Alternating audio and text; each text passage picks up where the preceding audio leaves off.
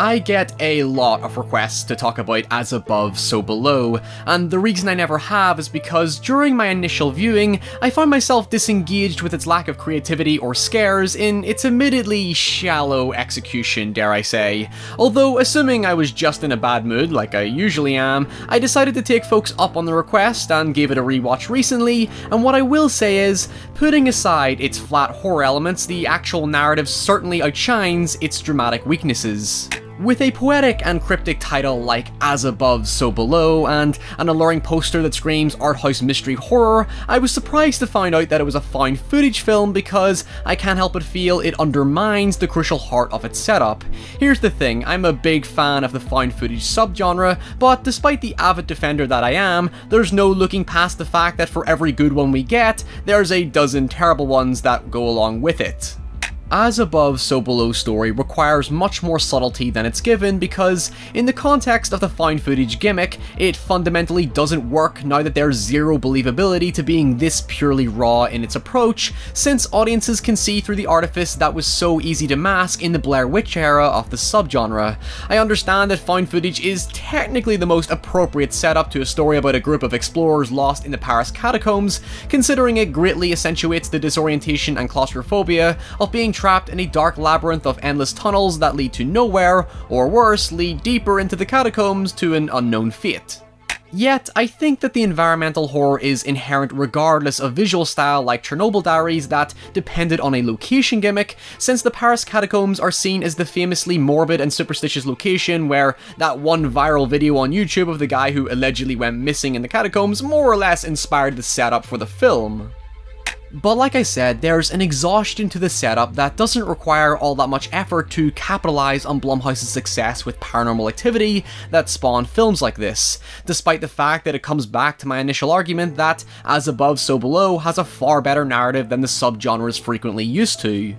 We follow a researcher called Scarlet as she attempts to locate the Philosopher's Stone, which is said to be the elixir of life to heal and achieve immortality. Once the group finds themselves uncovering riddles and symbols in the Paris catacombs, they basically find themselves at the gates of hell akin to Dante's Inferno. Now, I'm obviously describing the very broad outline of the story, but the film does an intriguing job of sympathizing with Scarlet's personal and professional ambitions that emphasize a real emotional undertone to the adventure, especially considering those ambitions foreshadowed from the beginning are said to either someday cost her her life or the lives of others.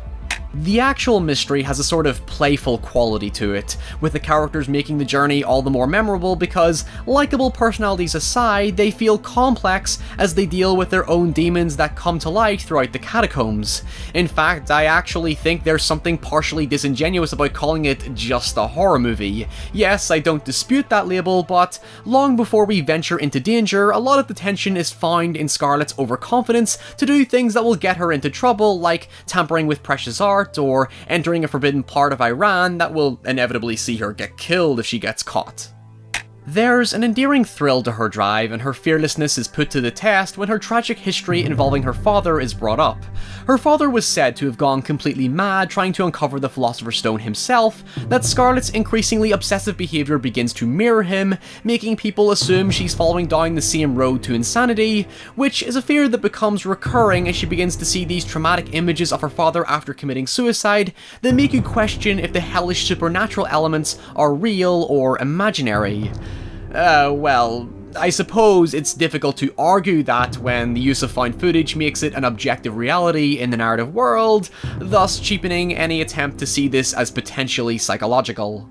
Regardless, it's significant to the characters when trying to escape this underworld hell prison, yeah, let's call it that. The only way of overcoming this ambiguous evil that's never directly clear to us is to embrace their inner torment. At the same time, I do think for all the alluring lore behind the search for the stone, the lack of any explanation for the types of dangers that unfold within the catacombs feels arbitrary and underplayed. Once all the historical drama is unearthed, the film just turns into a jump house of spooky visuals that don't add any impact to get across the thematic tone of the story.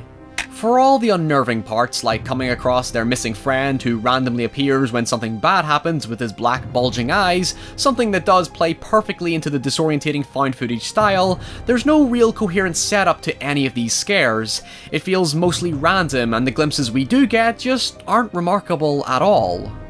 I find that it undermines a certain intelligence buried deep within it, like a sort of stripped-down version of Event Horizon. I do agree with the perspective that if you treat it like an intimate dark fantasy adventure, it helps sustain expectations that you might have for the film.